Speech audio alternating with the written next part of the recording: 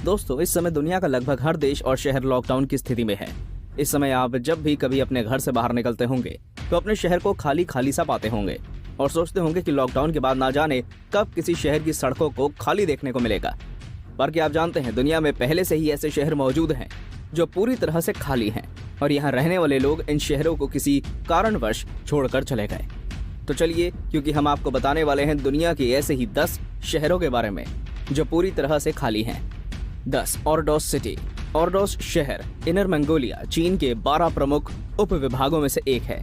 ये शहर येलो नदी के ऑर्डोस पठार पर स्थित है और बड़े पैमाने पर अपनी सरकारी परियोजनाओं के लिए जाना जाता है, जिसमें हाल ही में नए कंगबाची जिले शामिल हैं।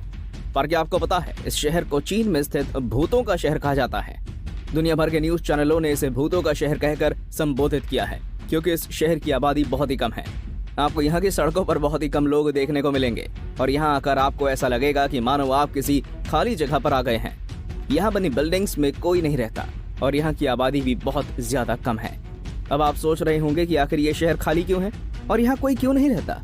वेल, आपको जानकर हैरानी होगी कि इस शहर को 10 लाख लोगों के रहने के लिए निर्मित किया गया था, पर ज्यादा प्रॉपर्टी टैक्स की वजह से इसके केवल 2% भवन ही भर पाए और बाकी अपार्टमेंट्स को जर्जर होने के लिए छोड़ दिया गया। इसी वजह से इस शहर को भूतों का शहर कहा जाने लगा। 9 फतेहपुर सीकरी। फतेहपुर सीकरी उत्तर भारत के आगरा के पश्चिम में स्थित एक छोटा सा शहर है, जिसकी स्थापना 16वीं शताब्दी में मुगल सम्राट अकबर द्वारा की गई थी। इस शहर के केंद्र में लाल बल्लुआ पत्थर की इमारतें हैं और यह शहर यूनेस्को द्वारा घोषित विश्व धरोहरों में से एक है। पर क्या आप सब जानते हैं, ये शहर पूरी तरह से खाली है और दुनिया का सबसे सुंदर खाली शहर है। इस शहर को 1585 में अकबर द्वारा छोड़ दिया गया था, जब वह पंजाब में एक अभियान के लिए गया था, और अकबर के जाने के कुछ दशकों बाद इसे पूरी तरह से खाली कर दिया गया था, क्योंकि यहाँ पानी के पर्याप्त साधन नहीं थे और पानी की कमी से यहाँ के लोगों को आए दिन मुसीबतों का सामना करना पड़ता था। ये शहर एक पहाड़ बन गया था और इसका निर्माण मुगल बादशाह अकबर की सनक के कारण हुआ था। आज इस शहर को देखने देश विदेश से पर्यटक आते हैं और रोमांचित होते हैं। 8 हाशिमा आइलैंड। हाशिमा आइलैंड दक्षिणी जापान के नागासाकी शहर से लगभग 15 किलोमीटर दूर स्थित लोगों द्वारा छोड़ा हुआ एक द्वीप है। ये द्वीप नागासाकी प्रांत के 505 खाली द्वीपों में से एक है। इस द्वीप को सामान्य तौर पर गुनकन जिमा के नाम से जाना जाता है और आपको जानकर हैरानी होगी कि दुनिया भर में करीब 40 सालों से इस द्वीप को भूतों के द्वीप कहा जाता है। अब आप सोच रहे होंगे कि आखिर ऐसा क्यों है। वेल, ऐसा इसलिए है क्योंकि यहाँ की बिल्डिंग्स, अपार्टमेंट्स, होटल्स, पार्क्स और बाजार पूरी तरह से खाली हैं और यहाँ बहुत ही कम मात्रा में लोगों की आवाजाही है।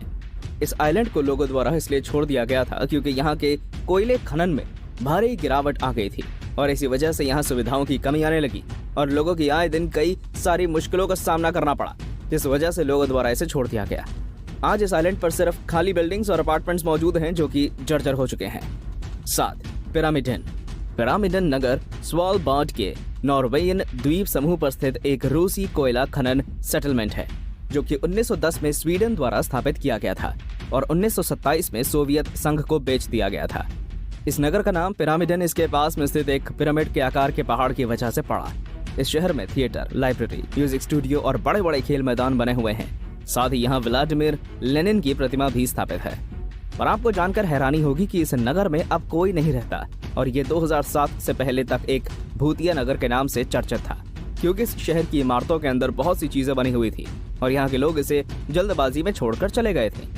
दोस्तों, अगर आप इस नगर में घूमने जाते हैं तो आपको यहाँ अकेलेपन के अलावा कुछ महसूस नहीं होगा और केवल चिड़ियाओं एवं जानवरों की आवाज सुनाई देगी। यहाँ के लोगों ने इस नगर को इसलिए छोड़ दिया था क्योंकि मार्च 1998 में यहाँ स्थित कोयला खदान बंद हो गई थी और 31 मार्च को आखिरी बार उस खदान से कोयला निकाला गया था। खदान बंद हो जाने की वजह से लोगों के पास काम और सुविधाएं नहीं थी, इसलिए यहाँ के लोगों ने इस नगर को छोड़ दिया। आज यहाँ बहुत से लोग घूमने आते हैं और इस जगह को एक्सप्लोर करते हैं। 6 अकारमरा। अकारमरा जॉर्जिया के काला सागर तट पर बसे हुए क्षेत्र अबकाजिया में स्थित एक कोयला वीरान शहर है, जो कि कभी कोयला खनन और सोवियत वास्तुकला का विस्तार वाला शहर हुआ करता था। ये शहर आज पूरी तरह से खाली है और यहाँ बहुत सी बड़ी बड़ी बिल्डिंग्स और अपार्टमेंट्स बने हुए हैं जो कि पूरी तरह से खाली हैं और जंगल के पेड़ पौधों से घिरे हुए हैं। आज हम आप जैसे लोग इस असाधारण शहर को देखने के लिए आए दिन ट्रिप पर आते हैं।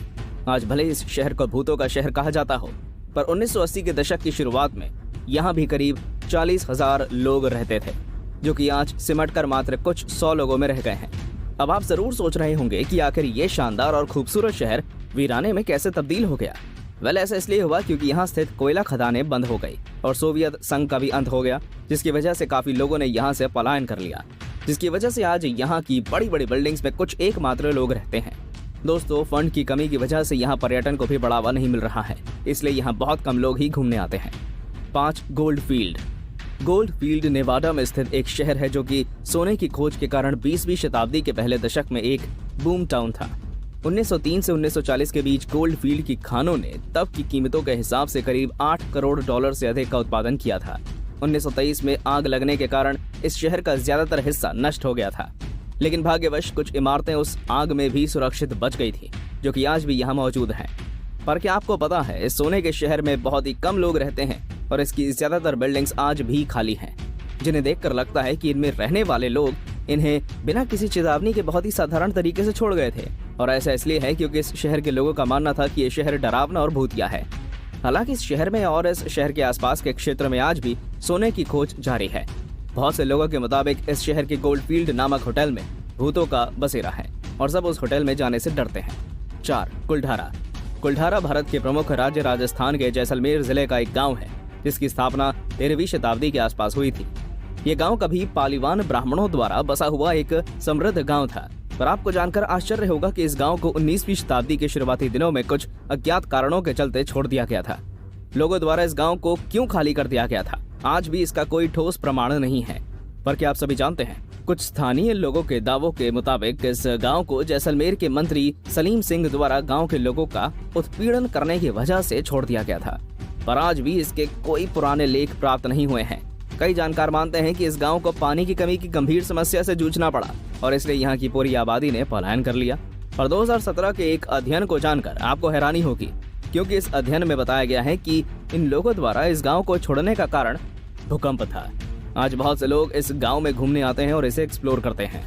3. बुर्ज अल बाबस एक रेजिडेंशियल डेवलपमेंट है जो कि तुर्की के मुर्दुर्न शहर के पास स्थित है। ये शहर देखने में बहुत ही सुंदर और आकर्षक है, इसलिए परिसर का केंद्र एक गुंबददार संरचना वाला स्टोर, एक मूवी थिएटर और निवासियों के लिए खुली अन्य सुविधाओं को शामिल करना था।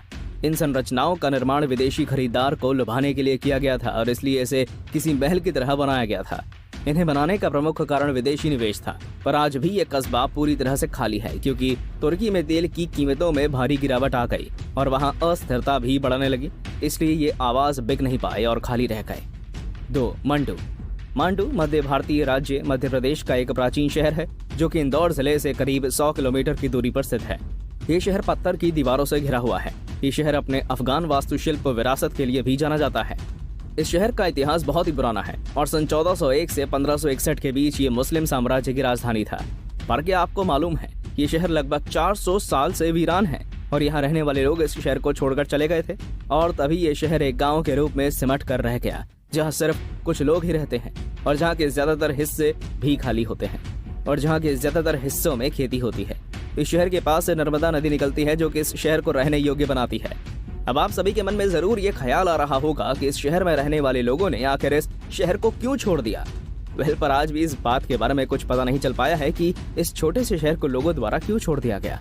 आज यहाँ पूरे देश से कई लोग घूमने आते हैं। एक यूएफओ सिटी, सांझी यूएफओ हाउस, जिसे सांझी पॉड सिटी के यूएफओ घर के रूप में भी जाना जाता है, जो कि न्यू टाइपाई ताइवान के सैंजी जिले में स्थित है।